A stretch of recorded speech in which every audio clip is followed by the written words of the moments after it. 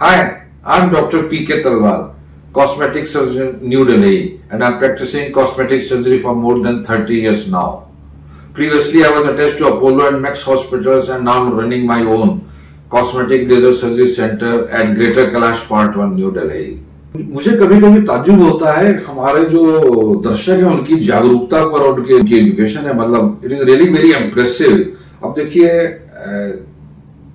जो हमारे एक दर्शक उन्होंने पूछा है, वो कॉस्मेटिक सर्जरी में बड़े उत्सुक है, वो जानना चाहते हैं कि भाई इसके रिजल्ट जो है क्या इमीडिएट हमें मिल सकते हैं कॉस्मेटिक सर्जरी के।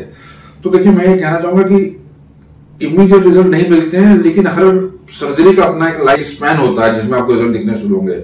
अब जैसे अगर आप हेयर ट्रांसप्लांट कराते हैं, आज हम बाल डालते हैं तो वो 4 से 6 महीने के बाद उगना शुरू होते हैं और फाइनल रिजल्ट आता है तो 9 महीने का टाइम लग जाता है, जब आप पूरे लंबे बाल हो जाते हैं, घने हो जाते हैं। तो इसमें एक आपको 9 महीने का टाइम देना पड़ता है या 4 से 6 महीने का टाइम देना पड़ता है, जबकि आपका सर थोड़ा हरा भरा हो जाए, क्योंकि 3 से 4 महीने के बाद बाल उगना शुरू हो गए। अब आप अगर आंखों की सर्जरी पे आते हैं, हम इसमें कुछ चेंजेस करते हैं, तो यूजुअली आप प्रेजेंटेबल 3 हफ्ते के बाद होते हैं उसमें, जो आपको कोई अप्रिशिएबल रिजल्ट आपको दिखना शुरू होगा। नोज सर्जरी है, आपने नोज में कुछ चेंजेस कराए, तो इसमें रिजल्ट आपको 1 साल के बाद दिखाई देता है। उसका कारण यह है कि टिप में 3 महीने के बाद स्वेलिंग जाना शुरू होती है, और जब पूरी स्वेलिंग चली जाती है तो उसमें 1 साल का टाइम लग जाता है। तो आपको रिजल्ट 3 महीने से लेकर 1 साल के बाद दिखाई देता है। तो और ये भी कहा जाता है कि नाक में तो कई बार रिजल्ट जो है, फाइनल रिजल्ट जो कई सालों बाद अपियर होता है।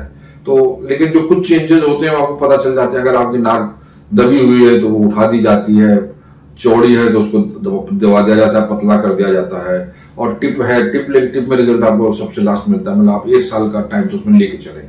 फेस लिफ्ट है, तो फेस लिफ्ट जब हम लोग करते हैं तो उसमें प्रेजेंटेबल होने में आपको 3 हफ्ते का टाइम लग जाता है।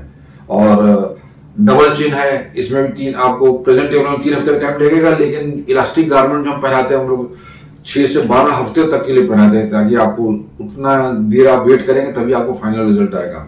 ब्रेस्ट इम्प्लांट का रिजल्ट तुरंत टेबल पे दिख जाता है, लेकिन अगर आप उसको थोड़ा दर्द है, आपकी ड्रेसिंग चल रही है, थोड़ी आप उसको प्रेशर करें तो 1 हफ्ते का टाइम लीजिए, नहीं तो रिजल्ट आपको इमीडिएट मिल जाता है ब्रेस्ट इम्प्लांट में। फैट इंजेक्शन हम डलवाते हैं तो उसमें कुछ टाइम लगता है, क्योंकि फैट डाली है आज हमने, 4 से 6 महीने तक डिजॉल्व होती है, 6 महीने में आपको टचअप कराना पड़ता है। ब्रेस्ट रिडक्शन जो हम करते हैं, साइज छोटा करते हैं, तो साइज छोटा करते हैं तो रिजल्ट आपको तुरंत दिख जाता है। हालांकि हीलिंग 7 डेज लगती है, लेकिन रिजल्ट आपको तुरंत दिख जाता है सस्पेंशन में।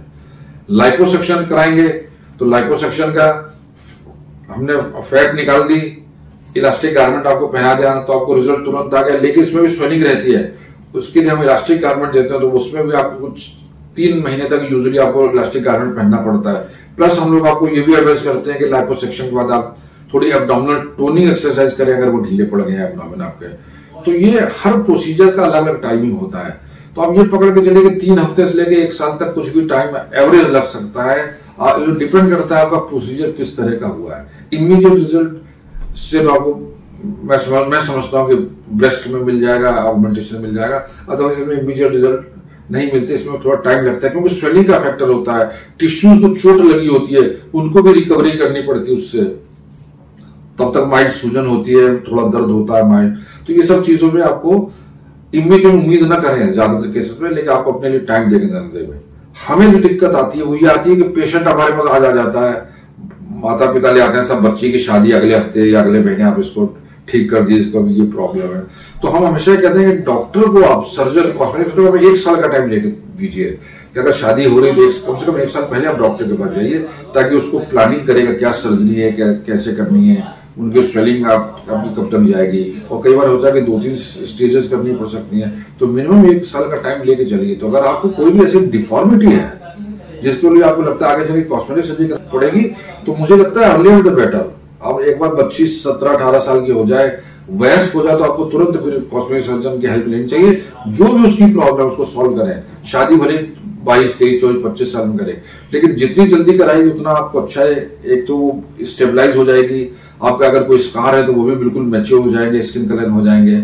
और कभी भी ये वेट मत कीजिए शादी के हम 1 महीने पहले डॉक्टर के पास जाकर उसको ठीक करा देंगे, क्योंकि ऐसा होता नहीं है। आपको जरूर बताएगा आपका जो भी कॉस्मेटिशियन है कि इसमें टाइम लगता है, कम से कम 1 साल का टाइम पहले ले चलिए। लेकिन मेरी राय ये रहती है कि बच्ची एक बार 18 साल की हो गई, कोई भी डिफॉर्मिटी आप तुरंत डॉक्टर के पास जाइए, उसको ठीक कराइए।